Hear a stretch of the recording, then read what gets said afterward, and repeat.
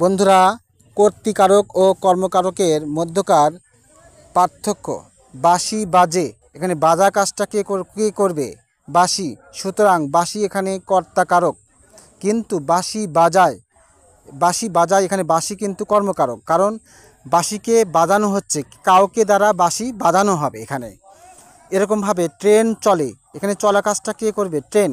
সুতরাং ট্রেন এখানে কর্তাকারক, কিন্তু ট্রেন চালায় এখানে ট্রেনকে কিন্তু কেউ চালাবে, তাহলে এখানে ট্রেন হচ্ছে কর্মকারক, আর যে চালাবে সে হচ্ছে কর্তাকারক। এরকমভাবে ডাক্তার ডাকো, এখানে ডাকা কাজটা কে করবে? ডাক্তার। কিন্তু না, ডাক্তার কিন্তু ডাকবে না, কেউ একজন ডাকবে। কাকে ডাকবে? ডাক্তারকে। সুতরাং ডাক্তার এখানে কর্মকারক।